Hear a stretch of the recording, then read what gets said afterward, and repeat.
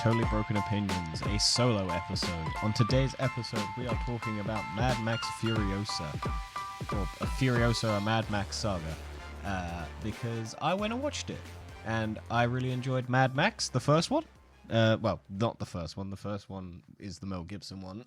The first Tom Hardy one, the reboot of sorts, where you basically get Tom Hardy and Charlize Theron going on a road trip and then going back on a road. Very simplified version of that movie, but I really enjoyed that movie when it came out. Well, actually, I don't think I watched it when it came out. I think I watched it when it was on video, because I don't think it was around 2015 that it released, and I don't think I was watching movies as dedicated as I am now, because I think I started in 2016 once I was watching a lot of movies. But yeah, let's talk about Furiosa, a Mad Max saga, because I have some things to say about it. Why not? So, full spoilers ahead. If you're interested in the movie, I recommend going and watching it. I think it's good. Don't know if it's as good as the Fury Road. I have some issues with the movie, but ultimately I think the movie is good. And yeah, there's some highlights, there's some downsides. We'll get into them. So let's start with what I did like. I think the action is really good in this. People have said the CGI is a bit all over the place, or it's not great. I don't really care.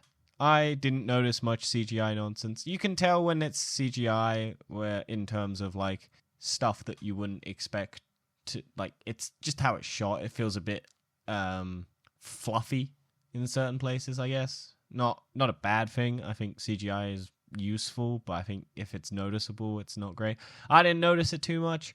I think Chris Hemsworth's nose is much more noticeable than any of the bad CGI or CGI that's thing, and I'm assuming there's loads of CGI in this movie that you don't notice, just like the first Mad Max. Everyone was like, oh yeah, there's no CGI in that movie. No, there's loads.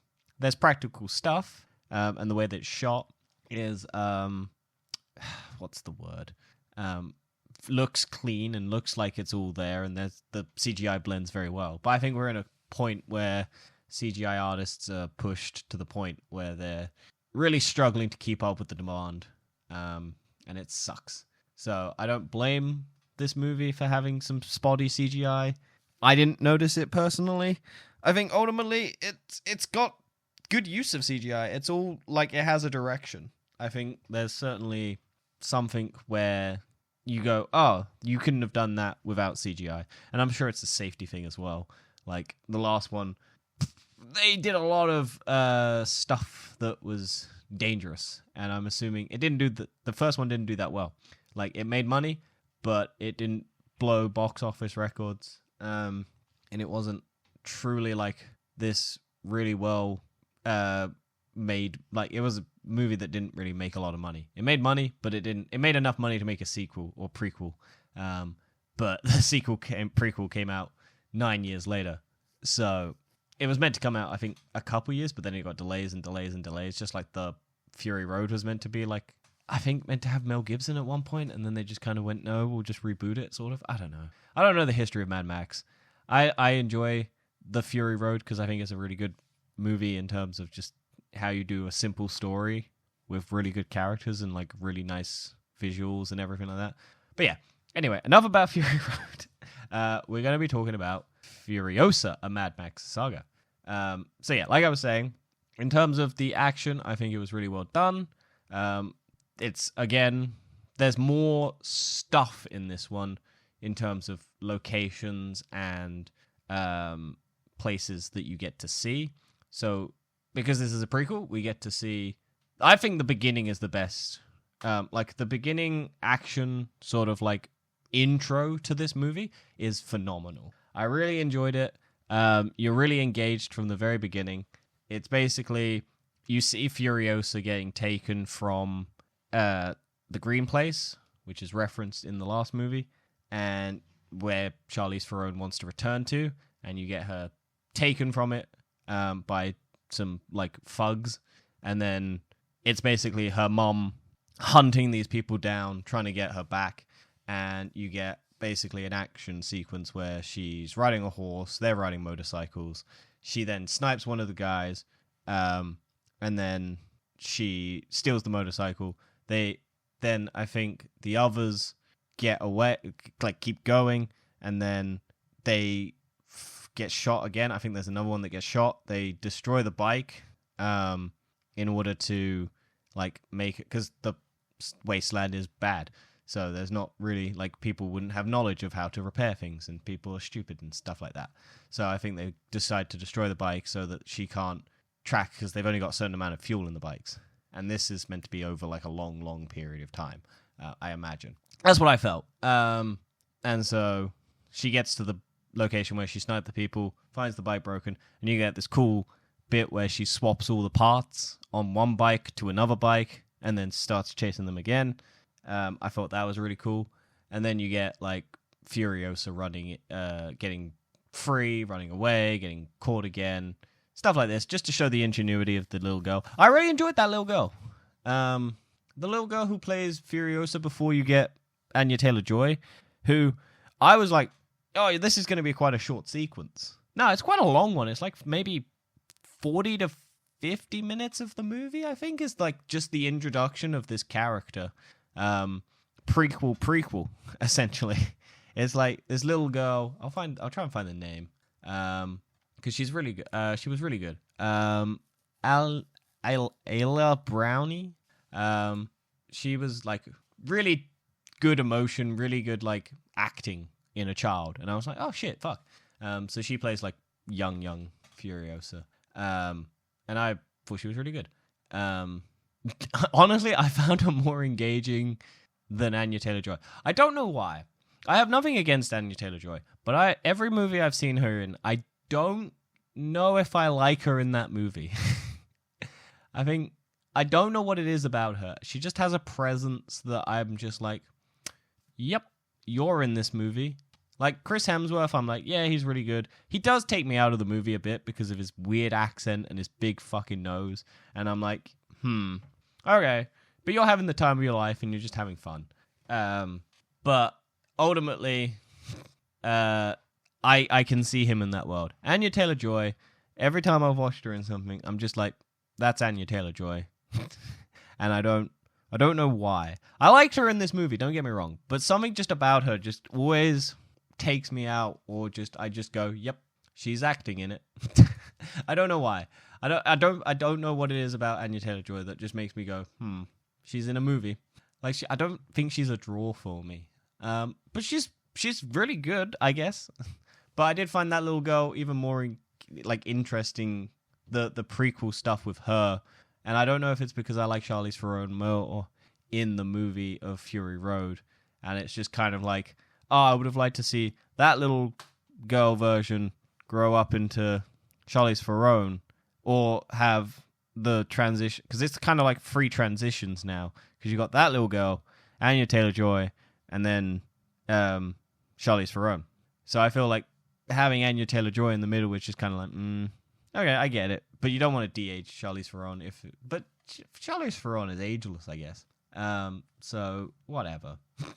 But yeah, so that action scene, the beginning, really engaging, really interesting. Chris Hemsworth's Dementus, interesting cult leader-like person who is just dumb, just doesn't know what he's doing, but somehow has got a following.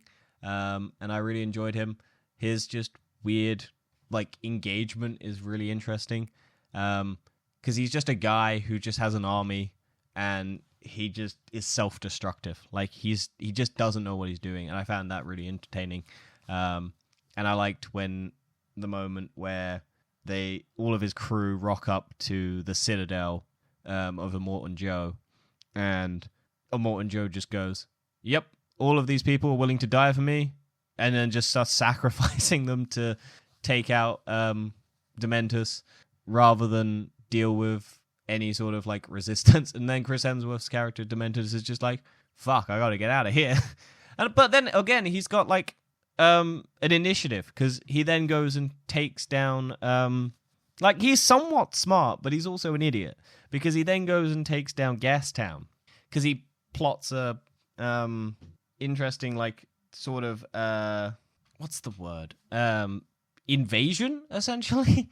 He basically just goes, right, the war rig is coming out. We're going to take down the war rig, then pretend that we're chasing the war rig, and so the war rig is going to go return back to the base. There's a moment where the person in charge of the gas town is basically like, yeah, no, something doesn't seem right because they're faking it. So Chris Hemsworth's Dementus just goes, they're not buying it because the gate's not opening. And so Chris Hemsworth just goes, fuck it, just starts killing his own men to make it look more believable. So that the guy goes, oh shit, yeah, we should probably let them in. And then it's just basically threatening to blow up Gastown because he's basically crazy. I really enjoyed that.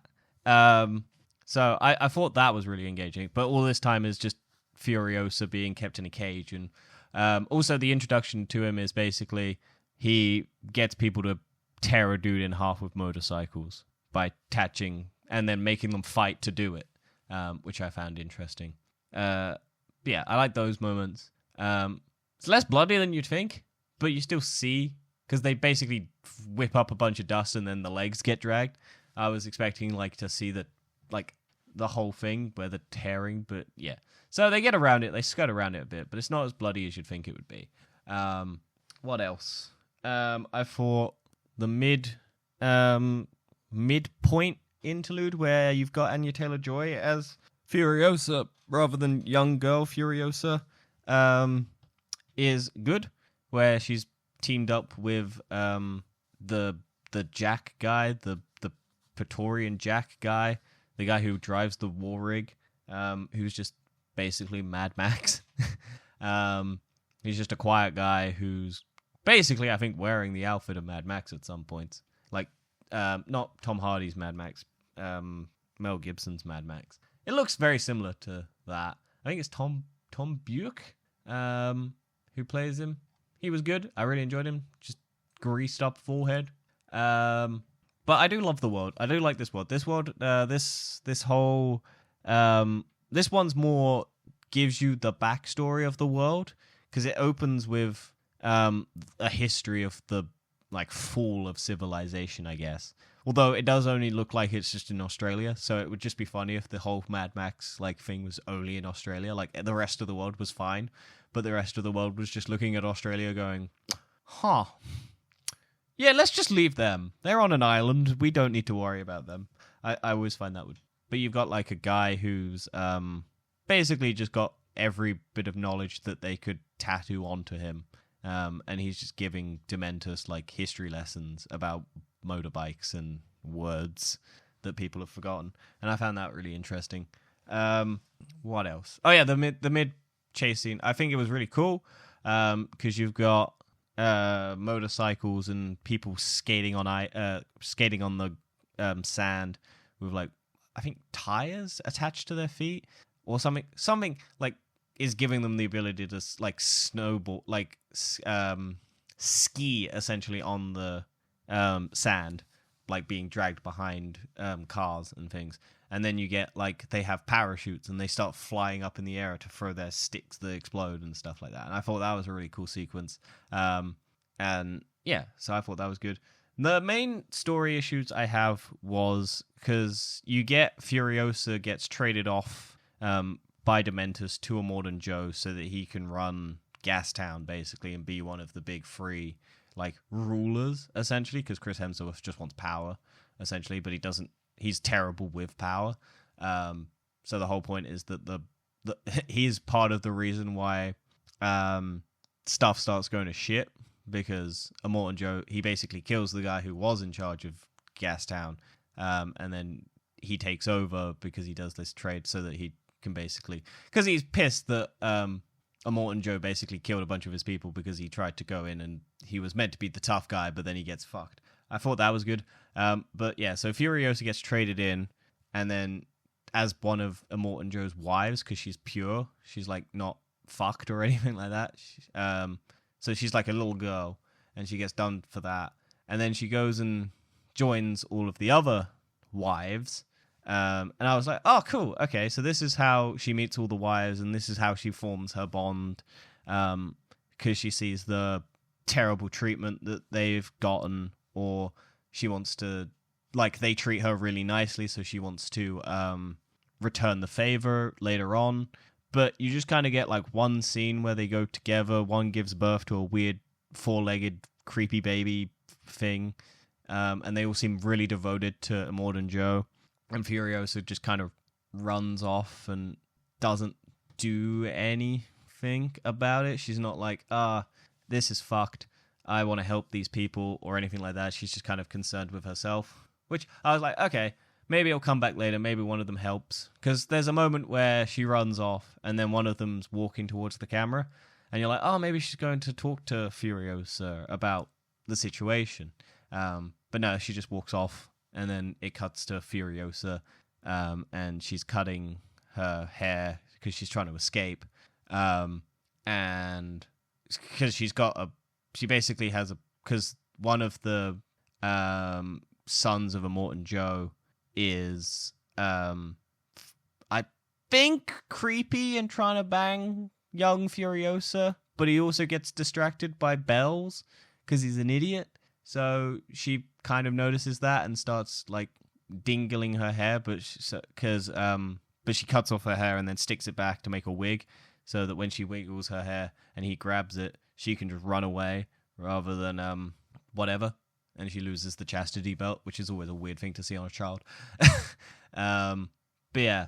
So yeah, that, and then she kind of just grabs on to a pipe and then climbs down and like gets into the roots of like the crew by dressing up as like a boy and then working her way up, just kind of in the shadows, not really doing anything. Then she's trying to escape, so because she's put on to building a war rig that they're building. I like that little montage of the building of the war rig. And then, so she's built her little motorbike that she's attached to the underside of the thing, and that's how you get that third chase sequence, because she gets wrapped up, and then she tries to steal the war rig, and the guy just pushes her out, and then comes back and goes, "Hey, do you want a hand?" And she's like, "No." But yeah, so I thought that was my one major thing. It was just like, oh, okay, so they don't really give you a reason why she cares about the wives, which I thought they would do. I thought you'd get more interaction with the wives. But I think the problem is that the wives that are there aren't the wives that are in Mad Max Fury Road. Or at least some of them look like it. I don't think they got any of the original actresses back. I think they got kind of like stand-ins, because they're kind of shot in the distance, and they have one who gives birth to the weird freaky baby that I don't think is one of the wives. So I'm assuming she died or got killed or got put into, because they say she gets put into the milking thing, or she becomes a milker or something so that she can feed people, because she can't produce an heir that's like good. So yeah, it's a fucked world. And then yeah, so what else? It kind of just the thing I found a bit weird was that it builds up to this thing, and the ending is, because the whole point is her mum gives her basically a seed, and she's holding onto that seed for the whole movie, after she gets captured, and then the mum gets killed by Dementus, which is why she's wanting revenge, because that's how she gets captured by Dementus again, because the mum breaks her out. And so she's got this seed, and you're like, oh, okay, so she's going to plant this seed, and it's meant to be this big moment. And I do like the moment that happens is it's implied, because it shows how she kills Dementus, which is like, some say because it's voiceover by the guy with all the tattoos, the encyclopedia guy, and he's like, oh, some say the way that I like that whole interaction with Chris Hemsworth and Anya Taylor-Joy, where he's basically doesn't remember her because he's killed so many people or fucked over so many people. It's just like a day to him, and he's just like, oh yeah, fuck, I remember you, I guess. And he's like, yeah, you're me, and she's, yeah, whatever. And then it cuts to people say how Furiosa killed this guy, or what his fate was. And it's like, she shoots him in the back of the head. She drags him along with the back of a car. And then he goes, this was told to me by Furiosa herself. And she plants the tree and ties him down onto a bit into the citadel. And the tree grows out of his nuts. And I'm like, cool. That must have taken a really long time, and the dude's still alive, and trees don't grow that quickly. But whatever. maybe it's a cool special tree that grows really quickly. It is quite a small tree, so, but he's still alive as well, so it's like fucked. But yeah, so I like all that, but my big problem with it is that it's not a complaint. It just felt kind of rushed. It feels like this was kind of like, oh shit, we have to get back to this, because essentially Dementus, they have a whole chase sequence where Dementus catches after Dementus has taken over like the gas town. Then he wants to have a meeting with Immortan Joe because everything's failing and he's fucking up, and so he wants a thing. But then it's a distraction so that he can go and take over Bullet Town, which is the other location, which produces all the bullets and the food, I guess, which they use the war rigs to then drive to. And then, so he's taken over that, so they go in. It's an ambush, so there's a whole action sequence, which I enjoyed. And they manage to get out, and so they're on the run, and then Dementus is chasing after them, and then you get the moment where she loses, like her arm gets crushed, and you're like, ah. And also, that was another point that I think got dropped during the whole 9 years of the production of this movie, or 8 years, or whatever it was. So Furiosa starts drawing a star map onto her hand that eventually gets lost. And Dementus is looking for the place that Furiosa came from, the green place, for like most of the beginning of the movie. And that's why blah, blah, blah. And so you're like, when Dementus sees that, he'll have someone who can star navigate and go to the green place. Because the arm will get lost. And there's a moment where her arm gets crushed, and by Dementus in a truck, like a big 6-wheeled monster truck, when she's driving the car and she's like trying to shoot him and stuff, and then he just drives into it and crushes her arm. And you're like, oh shit, that's the moment the arm gets lost. And then he'll find the arm and start looking for the green place, and she'll have to come back after having escaped, and then come back with maybe Immortan Joe, and then she'll prove herself and whatnot to Immortan Joe, and that's how she gets the job as the war rig rider, or whatever it is, Praetorian Furiosa or whatever, or Morton Intercept. I don't know what the fuck her name is. But it's essentially they get dragged around a bunch, like the guy she's with, the war rig driver that she's, I think, formed a relationship with. Not really a loving relationship, because there's not the whole mandatory they fuck scene or whatever, or they kiss. It's just kind of like a bond that they have. So they might be together, they might not be. They might have had, I don't know. She's meant to be pure, but I don't know if she was meant to be pure. I don't know. Maybe she fucked off the purity so that she didn't have to be a wife. I don't know. Such a weird thing to discuss. But ultimately, the problem with it so Dementus has been focused on this, and then he kind of gets distracted by the gas town and this other stuff, so he doesn't really focus on it. And then, so because he doesn't know who Furiosa is, it just kind of like the arm is just kind of left, because she's basically strung up with the arm that's broken, and then she cuts her arm off basically to escape, and then whatever.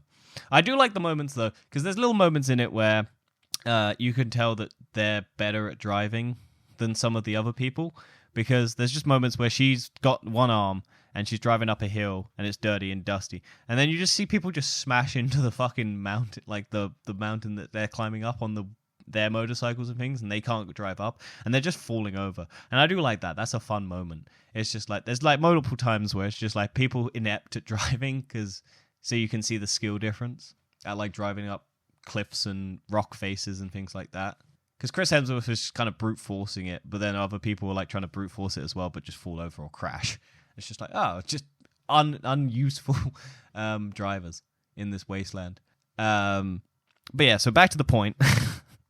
I love getting distracted, which I probably think is what maybe happened in this movie, because there's a lot going on.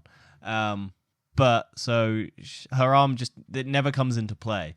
The star, like Chris Hemsworth's character Dementus, doesn't ever pick it up and look at it and go, and then start heading to the green place, because someone in his team can navigate stars, and they start heading over that way, and she spots that on the way back. And so she tries to get Immortan Joe into a fight to try and kick, because they're already pissed at him, so they might. So my point was, it's just like, it felt like an empty thing to have the star map drawn on it. Maybe it's a misdirect, maybe it was intentional, maybe you're like, oh, okay, this is important, but ultimately it's just she loses her arm, and she gets a little robot arm. But yeah, so again, that was my point. That was my kind of question. It was just kind of like, so you have this arm thing, and it leads nowhere. You have the introduction of the wives, and it kind of leads nowhere, because ultimately, it leads to the moment where she rescues them, but you don't get any, like, sense that she cares about any of the wives. So it's like, whatever. So those were my only issues really with the movie, is some of the plot points kind of brought up don't really result in any satisfying conclusion. I do think the death of Dementus is satisfying in a sense, but I feel like it's kind of like, okay, we don't get any sort of attempt to go to the good place, too many places, the green place, after, like, the arm gets broken off. And then it just kind of cuts to the 40-day war or whatever it is, after Furiosa gets back, because it's like, oh yeah, we'll trick him, and then it just kind of becomes like a war thing, and you kind of get flashes of like a war that's happening over 40 days, and everyone's pissed, and Furiosa then just suddenly decides that she wants to go into the battlefield to kill Dementus. That was my problem. It kind of felt like they were like, we can't really film all of this massive war, because we've already spent 50 minutes at the beginning setting everything up for Furiosa's backstory to why she hates Dementus, and how she gets to Immortan Joe. And then we've spent like an hour of just doing action scenes and back and forth and kind of setting up all of this. And then we've got like maybe half an hour to wrap everything up. And I'm like, okay. So it felt kind of like rushed, the ending, where it was just like, Furiosa tells Immortan Joe that Dementus is fucking stupid and whatnot, and to fight him, essentially. And then they figure out Dementus's plan, or they trick Dementus into trying to attack the Citadel, and then the whole battle commences. And it's just kind of flicking and flashing of stuff, and I'm like, okay. Would have liked to have seen this more fleshed out, and have Furiosa in the battlefield, and you kind of see her trying to get to Dementus, but people just keep getting in the way, and that sort of thing. Or like a proper war bit. But you kind of just get flashes and then whatnot, and some voiceover, and then Furiosa just kind of gets bored and just goes, right, I need a vehicle.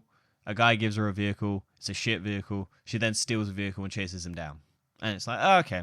You don't get really any satisfaction from that bit, but then the whole Chris Hemsworth, Anya Taylor-Joy's Furiosa, Dementus having their conversation is interesting.